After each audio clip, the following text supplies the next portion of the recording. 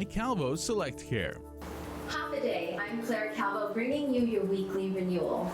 Today I'm here with Risha Aguon, who is a licensed professional counselor and most recently a quantum healing hypnotherapist. Welcome, Risha. Thank you. Thank you. I just had the most incredible transformative experience. I was actually I tried out the quantum healing hypnotherapy and it was incredible. But I wanted to talk overall just about, first of all, what inspired you to become a counselor? I get asked this question a lot, but I think the most sincere answer is I grew up very sensitive with a ton of emotions and not really knowing how to work through them. But as I was introduced to psychology, Sister Dorothy and Academy, it opened up to the world to there is a reason behind all of this. There is a reason behind your emotions, your thoughts, and from there I just never lost interest. I think most of us, though, we're feeling beings, right? And I think a lot of times, especially at a young age, when we're kind of told to shut down or, stop crying or, basically don't emote.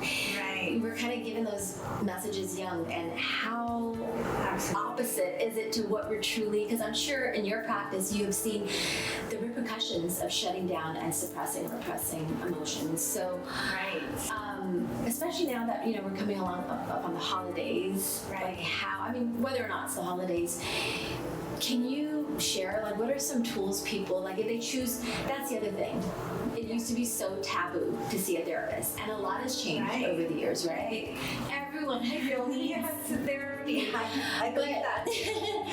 But what are some tools that you could offer, So, obviously it won't be like a full-on therapy session, but what are tools people could reach towards and use if they're feeling anxiety, for instance? Right. I think you made a very good point that we were told not to feel our uncomfortable emotions mostly. Right. Like anxiety, fear. But we're learning now that that's not helpful for us. But what are some of the repercussions of not allowing that? Well, it can go into your physical body. It can actually, the worst case scenario is it could, even studies have shown it can even cause cancer at some point. Yeah, they've related anger to cancer or holding in anger. Touched on that, So there's studies that show now that it's related, right? Your emotions to your physical body, mind, heart, spirit. Right. So some things you can do are, the basic thing is just allow your emotions, right? I think with the holiday season coming up, it's going to be stressful. Sometimes you add more to your plate. And so sometimes stress can actually trigger certain emotions.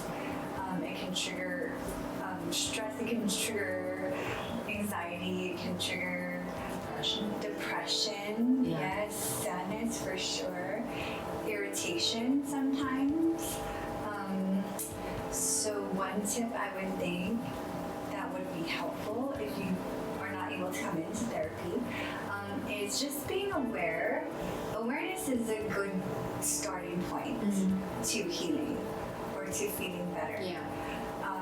When you're aware of what's happening to you, when you're aware that you're actually feeling anxious or you're feeling depressed or you're feeling irritated, then from there you can kind of try to navigate, okay, why am I feeling this way? And sometimes we don't even know, and that's where therapy really helps, right? Is to try and figure that out. Okay, where is it really coming from? And how can I make it better? Yeah. Well, I could self-attest. Just having that experience with you earlier with the quantum healing hypnotherapy, me coming in here, I really want to know what this is about, and trying to get, and of course, what can take you somewhere quicker than something like hypnotherapy.